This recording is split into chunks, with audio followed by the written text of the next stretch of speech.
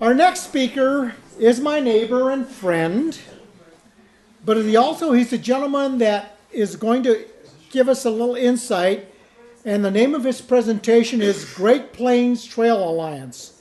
He's the founder and director of the Great Plains Trail Alliance, which began in 2012. The GPTA is a very small nonprofit organization based in Longmont. Its mission is to develop and establish a new national scenic trail from the Canadian border to Texas, entirely across the Great Plains. Now, for those of you that have ever been to Kansas, you have, okay.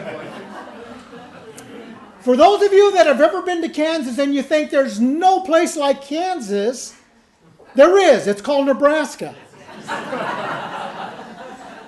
So actually, Steve can cut those two and put them together on the trail.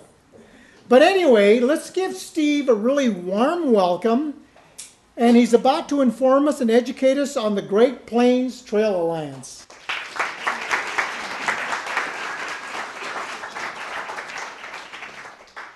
Okay, I am here to talk about the Great Plains and about my organization, Great Plains Trail Alliance.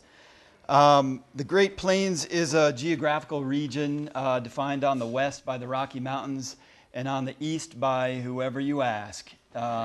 Who knows? There's all kinds of different things with it. I want to start with my personal connection to the Great Plains, which began in 1991. And I want to read an excerpt from a blog post that I had written kind of describing my first encounter and experience with the Great Plains. I was in college in my home state of Minnesota and headed for my second summer of employment at Grand Teton National Park, Wyoming. My first summer, I arrived there by plane. I didn't know then, but by doing so, I missed what so many others have missed while rocketing through the atmosphere from one point on a map to another. My second summer, I managed to secure long-term rights to my parents' car and pointed it west in early June. All was quite unremarkable for much of that first day. The drowsy farmland of western Minnesota, dotted with groves of trees, rolled by expectedly. I stopped for lunch at the Missouri River. On the far western bank, I noticed a rampart of large bluffs and hills rising steeply from the water.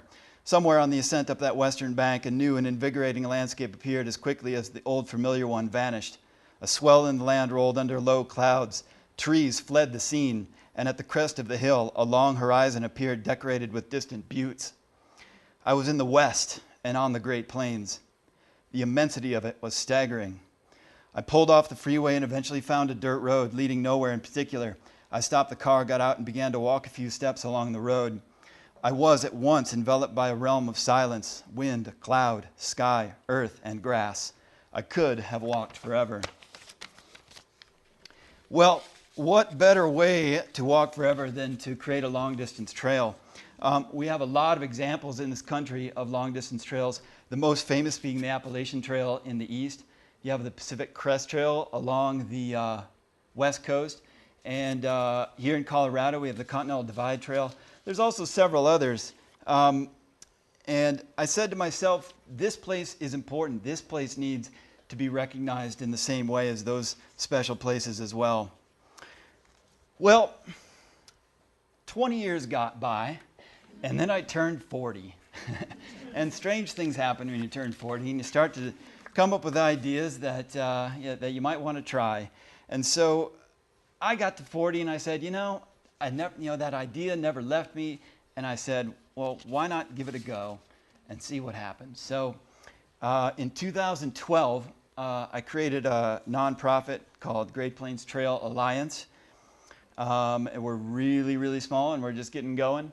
I have a small board, and my board is really awesome. That picture's coming up here pretty soon. I'm moving really fast, but that's okay. There they are. They're really knowledgeable, really, they have expertise in nonprofits, they have expertise in trails, and as well as in the Great Plains, and I'm really fortunate to have them on my board. They're just awesome folks, and they're not afraid to do a little bit of hard work. This is one of my board members, Kevin, and there he is raking a trail. We did some volunteer work. That's out at Pawnee Buttes in eastern Colorado. If you've ever been out there, it's about 2 hours, a little over 2 hours from here, east of Fort Collins. And it's a good thing that they're not afraid of doing hard work, because there's a lot of work to be done.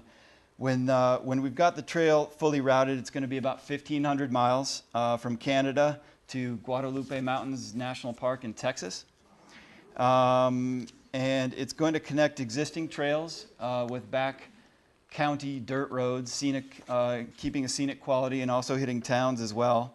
It'll be for hiking, biking, and horse riding, non-motorized. Depending on the final routing, I want to give you an idea of some of the things that are out there. The trail will pass through at least 3 national parks, at least 3 national monuments, at least 8 national forests and grasslands, at least 3 national wildlife refuges, 5 state parks, and hit 4 state high points. In addition to the scenic qualities and the wildlife that you can see on the Great Plains, which is some of the best around, the history of the Great Plains is unparalleled. Anywhere you go on there, and the trail will pass through so many different historical places. Anywhere you go, there's so much history there. All the way from where Crazy Horse was killed at Fort Robinson State Park in Nebraska. And nearby there's a history's even older than that. It's 10,000 years old. There's a bison kill in western Nebraska from early human settlement there from 10,000 years ago. So it's a pretty amazing place.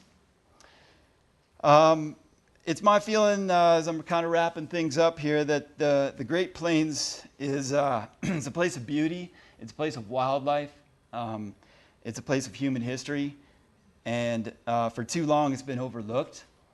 And it's basically a national treasure. And what better way to understand and to appreciate a national treasure than to experience it? And what better way to experience it than to be on a trail and to be outside and to enjoy it? And that's the legacy we hope to create in the Great Plains Trail Alliance. We've got a lot of work ahead of us, but the hope is that one day, in places like this, you'll be able to walk all the way from Canada down to Texas, or only part of it. You don't have to do the whole thing. You can do part of it, and thanks a lot.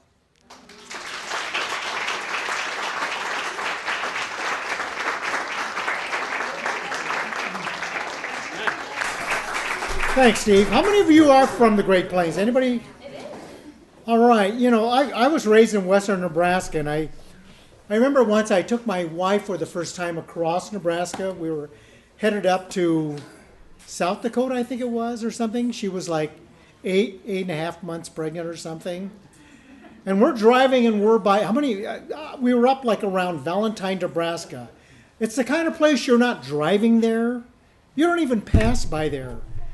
But it's the kind of place where when you're driving, you think to yourself, I should have got more gas.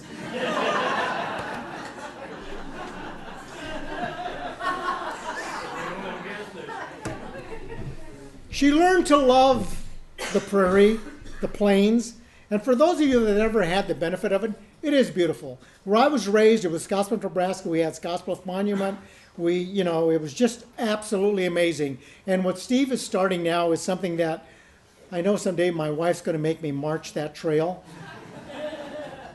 I hope it's wheelchair accessible, but it's something to see. That's what makes this great. So see all these different things. See what all the people in Longmont bring to our beautiful community. And I say this over and over again, but for those of you that are here, how many of you actually live in Longmont? Okay, you are the lucky residents of Longmont, the cultural mecca of the West and the gateway to hygiene.